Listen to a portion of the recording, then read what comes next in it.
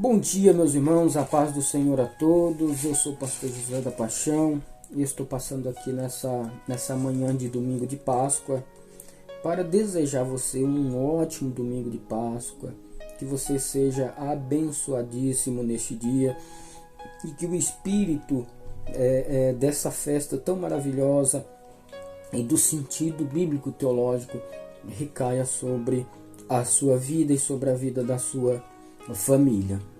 Queridos, eu quero aproveitar esta oportunidade para refletir com vocês acerca da Páscoa e do seu sentido bíblico teológico, haja vista as distorções que hoje nós temos acerca deste ato tão importante. Em primeiro lugar, quero ressaltar a você que o registro da Páscoa está no livro do Êxodo, em especial no capítulo 12, mas ela começa no capítulo 11, você vai ver ali já algumas orientações de Deus acerca disso.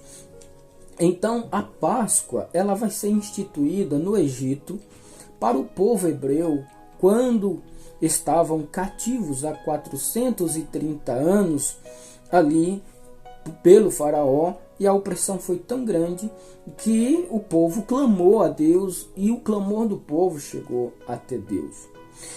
Então Deus pede que Moisés vá lá e liberta o povo, e ele estabelece ali por resistência do faraó 9 pragas ali, e faraó não liberta o povo, e por último o Senhor estabelece ali a morte de todos os primogênitos, e esta foi a última, foi a 10ª praga, a 10ª e a última praga a chegar no Egito. E para que os filhos dos hebreus não fossem mortos por conta dessa sentença de Deus, tanto os filhos dos hebreus quanto os primogênitos dos animais, Deus estabeleceu o seguinte: no capítulo 12, ele estabelece ali a Páscoa, estabelece que os hebreus matassem um cordeiro e passassem o seu sangue no umbral da porta. Eu vou falar um pouquinho sobre isso mais para frente, mas eu quero trazer um sentido bíblico teológico e em especial soteriológico para a tua vida, no sentido aqui da Páscoa. Quando nós olhamos no livro dos Gênesis, no capítulo de número 3, o versículo 15, Deus vai estabelecer uma promessa dizendo que da semente da mulher vai nascer um que vai esmagar a cabeça da serpente, e ali todos os teólogos são unânimes em acreditar e defender que ali fala-se da promessa da vinda de Cristo, do Messias, que resgatariam as pessoas. Bem, feita essa promessa, após a queda de Adão, no versículo de número 21, a Bíblia vai dizer que Deus sacrifica um cordeiro, e da pele deste animal ele faz ali uma vestimenta para Adão e a sua esposa, fazendo com que isso tivesse um sentido espiritual de cobertura contra o pecado e contra a morte. Então veja que quando ele estabelece a Páscoa, nós vamos observar no livro do Êxodo, no capítulo 12, que o sangue deste animal foi primordial para o livramento dos primogênitos. A gente vai ver que no versículo de número 7 do capítulo 12, o Senhor vai dizer o seguinte, melhor dizendo, o versículo 3 ele já vai dizer assim, ó: falai a toda a congregação de Israel, dizendo aos 10 deste mês, tome cada um para si um cordeiro segundo as casas dos pais, um cordeiro para cada casa. Então aqui há um estabelecimento de um cordeiro para cada casa. Então veja que no versículo de número 5, ele vai dizer: o cordeiro ou o cabrito será sem mácula, ou um macho de 1 ano, o qual tomareis das ovelhas das suas cabras. No versículo de número 7, o Senhor vai dizer o seguinte: o que eles deveriam fazer? Matar o cordeiro, e eles deveriam tomar o sangue do cordeiro e passar no umbral da porta, marcar a porta da sua casa com o sangue deste cordeiro. Por quê? Porque o sangue, aquele sangue seria de sinal, seria um sinal, no versículo de número 13, que nas casas em que houvesse aquele sangue, não haveria morte naquela casa. Portanto, eu quero ater a você neste ponto, que o cordeiro, ele foi um símbolo, ele foi uma tipologia daquilo que vai ficar mais claro no Novo Testamento, que foi a promessa do Cristo resgatador, a promessa de Gênesis 15, capítulo 3, versículo 15, a simbologia do versículo 21 de Gênesis 3, que é quando Deus mata ali um cordeiro e o sangue daquele cordeiro é derramado pela primeira vez sobre a terra e o homem é coberto com o seu sangue. Então veja só, qual que é o sentido bíblico teológico da Páscoa? Livramento de morte. Livramento de morte. Este é o sentido primordial, porque a ordem de Deus era que o anjo da morte passaria no Egito e matariam todos os primogênitos. Portanto, na casa dos hebreus, aonde houvesse sangue de um cordeiro na porta, o anjo iria respeitar aquela casa e não haveria morte. Portanto, este é o sentido primordial da Páscoa, livramento de morte. Qual é a relação que a Páscoa tem com o Novo Testamento e com Cristo? Quando nós olhamos o que escreve o apóstolo Paulo na sua primeira carta aos Coríntios, no capítulo de número 5, a gente vai ver o seguinte lá, o que Paulo escreve no capítulo 5, versículo 7, Paulo vai dizer o seguinte: limpai-vos, pois, do fermento velho, para que sejais uma nova massa, assim como estáis sem fermento, porque Cristo, nossa Páscoa, foi sacrificado por nós. Então veja que na Páscoa estabelecida no Êxodo, não deveria ter fermento na massa. Não deveria ter fermento na massa, e aqui o apóstolo Paulo está dizendo que nós devemos limpar de todo o fermento velho.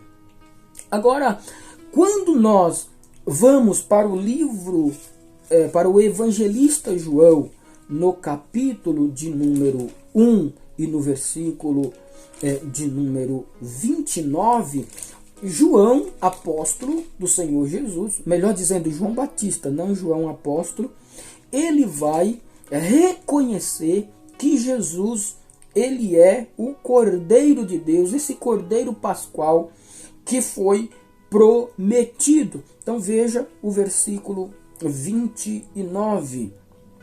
Ele vai dizer: eis aí o Cordeiro de Deus que tira o pecado do mundo.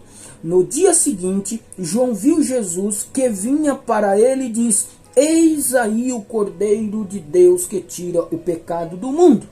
Então veja só, quando Deus estabelece o sacrifício de um cordeiro para aplacar a ira de Deus acerca do pecado do homem, o sentido do sangue do cordeiro no Antigo Testamento era cobrir. Ou seja, Deus olhava para o pecador e ele via o símbolo de um sangue redentor para o futuro, que seria o sangue do cordeiro, do verdadeiro cordeiro pascual.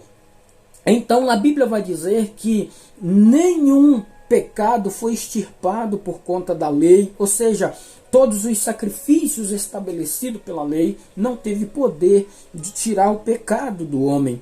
Portanto, quando João vê Jesus, o Espírito Santo revela a João que Jesus agora é o verdadeiro cordeiro que limparia, que tiraria o pecado do homem. Então aqui nós já começamos a estabelecer uma relação entre o Cordeiro Pascual e o Cordeiro de Deus, que é o Cristo Jesus. Então veja que o próprio apóstolo João, ele vai fazer uma relação em Apocalipse, no capítulo de número 5, versículo é o versículo de número 6, ele vai dizer o seguinte: e olhei, e eis que estavam no meio do trono e dos 4 animais viventes, e entre os anciãos um cordeiro, como havendo sido morto, e tinha 7 pontas e 7 olhos, que são os 7 Espíritos de Deus enviados à terra. Então veja que João, ele vai reconhecer o cordeiro, um cordeiro como morto. Então veja só, queridos irmãos, o apóstolo Pedro, ele também vai fazer uma relação deste cordeiro pascual, este cordeiro da Páscoa, com Cristo. Pedro vai escrever na sua carta, na sua primeira carta, no capítulo de número 1, ele vai fazer a relação da pureza desse cordeiro sem mácula. No versículo 19, ele vai fazer essa relação. Ele vai dizer: mas com precioso sangue de Cristo, como de um cordeiro imaculado e incontaminado, o qual, na verdade, em outro tempo foi conhecido, ainda antes da fundação do mundo, mas manifestado nestes últimos tempos por amor de vós. Então, aqui Pedro está fazendo uma relação entre Cristo, que é o Cordeiro de Deus, com o Cordeiro do Antigo Testamento. Então veja que toda essa relação do Cordeiro Pascual com Cristo, nós entendemos que a Páscoa ela foi uma festa estabelecida para os judeus, mas que ela tinha e tem um cunho profético que foi conclusa no Novo Testamento. Isso ficou bem mais claro no Novo Testamento. Por quê? Porque Jesus, o Cordeiro de Deus, como diz João Batista, ele vai ser morto exatamente na época da Páscoa. Em Marcos capítulo de número 14, nós vamos encontrar o seguinte: quando na semana de Páscoa os discípulos registram o fato no capítulo 14 de Marcos e no versículo 12, ele vai dizer o seguinte: e no primeiro dia da Páscoa, e no primeiro dia da festa dos pães asmos, quando sacrificavam a Páscoa, disseram-lhe os discípulos: aonde queres que vamos fazer os preparativos para comer a Páscoa? Então veja que aqui o Senhor está ordenando que os discípulos preparem a Páscoa para que eles comemorem, porque Jesus era um judeu, os seus discípulos eram judeus, e quando nós observamos o capítulo de número 14, você vai ver que Em seguida, depois da Páscoa, no versículo 32, Jesus vai para o Getsêmani. No versículo 43, ele é preso. E a partir do versículo 53, ele é julgado. E no capítulo 15, em especial, ele é crucificado. E no capítulo 16, ele é ressuscitado. Portanto, aqui nós fizemos uma relação entre o Cordeiro do Antigo Testamento e o Cordeiro do Novo Testamento, que é Cristo. Portanto, Jesus morre numa sexta-feira, exatamente o horário onde o Cordeiro era morto ali no santuário, no templo, em cima do altar de holocausto. Ou seja, por volta de 4 horas da tarde era ali imolado o cordeiro, e foi exatamente o horário em que Jesus morre na cruz do Calvário. E a Bíblia diz que quando ele morre na cruz do Calvário, exatamente quando os sumos sacerdotes estavam para sacrificar o cordeiro no altar de holocausto, a Bíblia vai dizer que Jesus morre na cruz do Calvário e o véu do templo rasga de alto a baixo, quebrando ali a parede de separação. Agora, a história não fica só por aí, porque no capítulo de número 16 de Marcos vai dizer que Jesus ressuscitou ao terceiro dia. Diferente do Cordeiro Pascual do Antigo Testamento, que morria e ele deveria ser repetido todas as vezes que o homem pecassem. Mas o Cordeiro de Deus, ele morreu uma única vez, como diz o escrito aos Hebreus, e agora ele tem poder de entrar nos santos dos santos e interceder por nós. Portanto, o domingo de Páscoa é um domingo de ressurreição para a nossa vida. Eu não sei o que você está sentindo neste momento, o que você está passando, quais os problemas da sua vida. Eu quero profetizar em nome de Jesus na tua vida ressurreição neste domingo de Páscoa. Mateus capítulo de número 28, versículo 5 ao versículo 7, vai dizer assim: mas o anjo respondendo disse às mulheres: não tenhais medo, pois eu sei que buscai a Jesus que foi crucificado. Ele não está aqui, porque já ressuscitou, como tinha dito. Vinde e vede o lugar onde o Senhor jazia. Ide, pois, imediatamente e dizei aos seus discípulos que já ressuscitou dos mortos. Então, este domingo é um domingo de ressurreição. Jesus ressuscitou numa manhã de domingo, e nessa manhã ele pode ressuscitar na sua vida. E o apóstolo Paulo, escrevendo na sua primeira carta aos Coríntios, veja o que o apóstolo diz para nós. Capítulo 15, versículo 20, ele vai dizer o seguinte: mas agora Cristo ressuscitou dos mortos e foi feito as primícias do que dorme. O próprio apóstolo Paulo, escrevendo aos Romanos, no capítulo de número 10, versículo de número 9, olha o que o apóstolo vai dizer: a saber, se com a tua boca confessares ao Senhor Jesus e em teu coração creres que Deus o ressuscitou dos mortos, será salvo. Portanto, a Páscoa, em primeiro lugar, ela tem um sentido de livramento de morte.